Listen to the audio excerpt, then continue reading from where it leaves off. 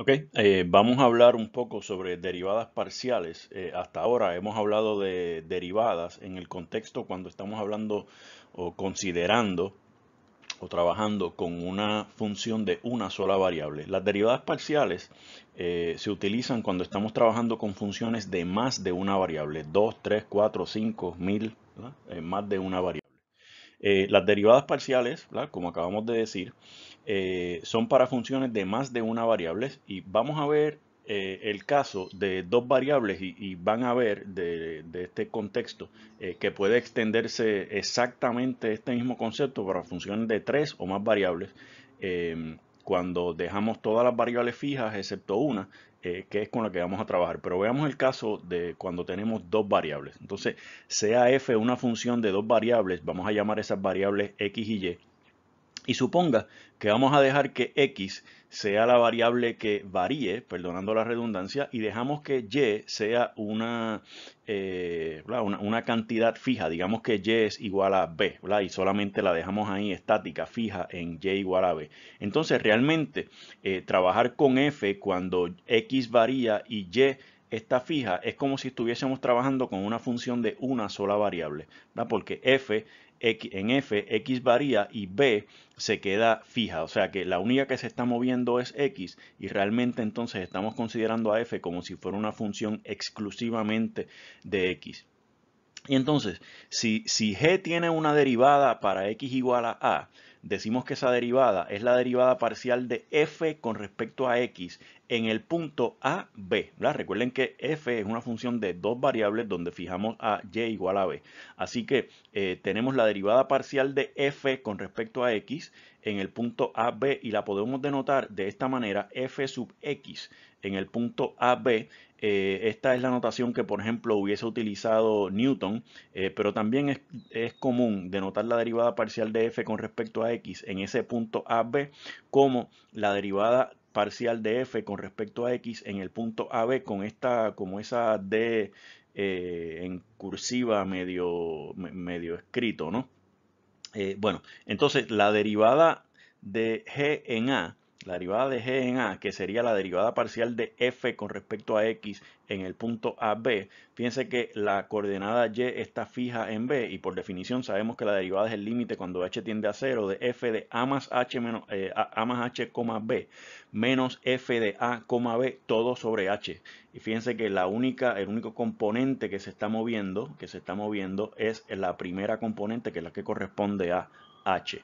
¿Da? Entonces, en general, si queremos la derivada parcial de f con respecto a x en xy, ¿da? Entonces dejamos que se define como el límite cuando h tiende a 0 de f de x más h, y menos f de xy todo sobre h. Y por el contrario, o similarmente, si queremos la derivada parcial de f con respecto a y en xy, dejamos que la segunda componente varíe y la primera componente se queda fija. Sería entonces, por definición, el límite cuando h tiende a 0 de f de x, y más h, menos f de x, y,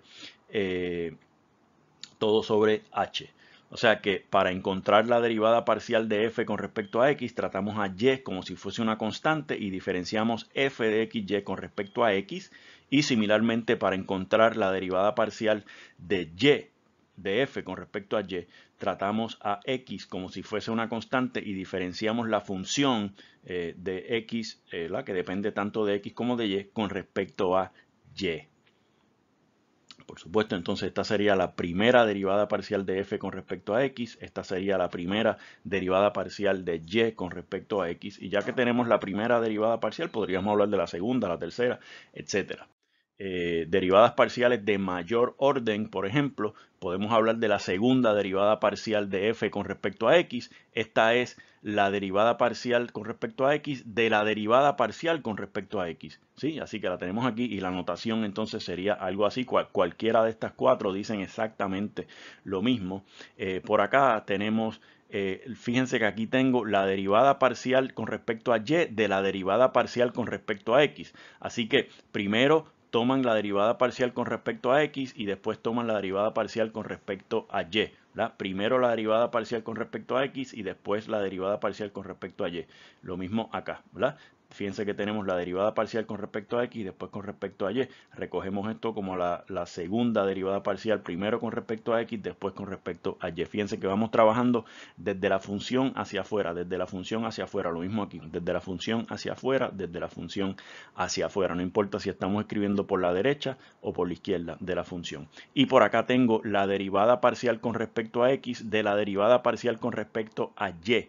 Y ¿verdad? Por supuesto, como les acabo de decir, trabajamos de adentro hacia afuera. Escribimos esto f sub x y, la derivada parcial con respecto a y de x, perdón, la derivada parcial con respecto a x de la derivada parcial con respecto a y de la función f. Y de nuevo acá.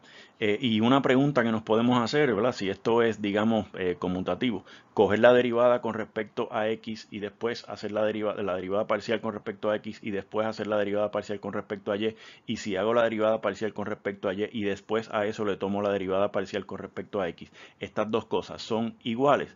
Pues resulta que para nuestros efectos prácticamente todas las funciones con las que vamos a estar trabajando, estas dos cosas son iguales. Estas se llaman las derivadas mixtas. Y hay un teorema que se llama el teorema de Clairaut, que está por aquí en honor al francés Alexis Clairaut, que vivió básicamente en su productividad en la segunda mitad del siglo XVIII. Él vivió entre 1713 y 1765. O sea que ya esto se sabía a mediados del siglo XVIII, o sea, hace ya casi 300 años. Entonces, el teorema de Clairaut dice, suponga que f está definido en un disco D, ¿verdad? Recuerden que f es una función de dos variables, o sea que tengo x y y que contiene el punto A, B. Si las funciones derivada parcial de f, de la derivada parcial de y, de la derivada parcial con respecto a y, de la derivada parcial con respecto a x de f, y la derivada parcial de x de la derivada parcial de y con respecto a f son ambas continuas en la función, en ese dominio o en ese disco D, entonces las derivadas parciales con respecto a x con respecto a y es igual a la derivada con respecto a y de la derivada con respecto a x en ese punto A, B. O sea que las derivadas mixtas coinciden, tienen exactamente el mismo valor. Veamos ejemplos. Este dice, encuentre las primeras derivadas parciales de cada función. Y esta primera dice, f de xt, tenemos una función aquí de dos variables independientes, x y t. Dice que es e a la negativo t por coseno de pi x. Y esta primera nos dice, halle la derivada parcial de f con respecto a x, ¿verdad? La derivada general en el punto xt. Así que para buscar la derivada parcial con respecto a x, recuerden que tenemos que tratar a e como si fuese una constante. Así que para efectos nuestros, este e a la menos t es como si fuera, qué sé yo, 5, una constante cualquiera. Y nuestra función que depende de x es este coseno de pi x.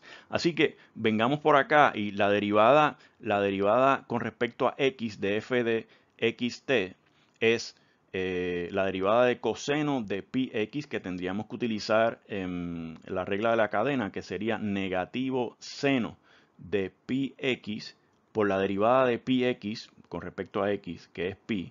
Y por acá esta e a la menos t es constante para efectos de x, así que si quieren la ponemos por aquí, e a la menos t. O sea que tendríamos el negativo de e a la menos t por seno de pi x por pi. ¿Sí?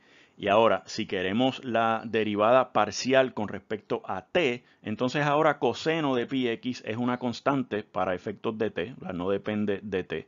Así que tenemos por acá coseno de pi x. Y el e a la menos t, la derivada de e a la menos t es e a la menos t, ella misma, con respecto a t, por la derivada de negativo t. Recuerden, regla de la cadena, que es negativo 1. Y aquí tenemos la derivada parcial con respecto a x de f es negativo e a la menos t por seno de pi x por pi.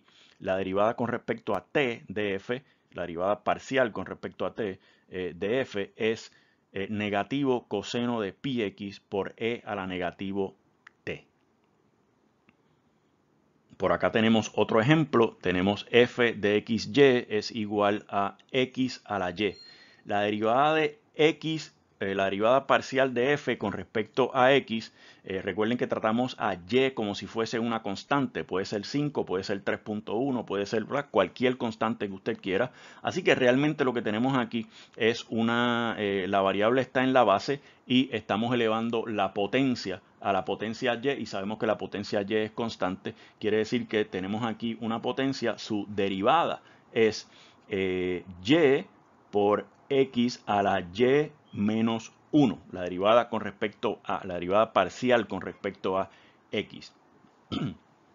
En contraste con si buscamos la derivada parcial con respecto a y, fíjense que entonces ahora tenemos a la variable y en el exponente. Quiere decir que x a la y entonces ahora la estamos viendo no como una potencia, sino como una función exponencial. Y tenemos entonces que, recuerden que la derivada de una función exponencial es ella misma por el logaritmo natural de la base. Así que aquí vamos a tener x a la y por el logaritmo natural de la base, que en este caso es x. Y ahí tenemos entonces la derivada parcial de f con respecto a y, x a la y por logaritmo natural de x.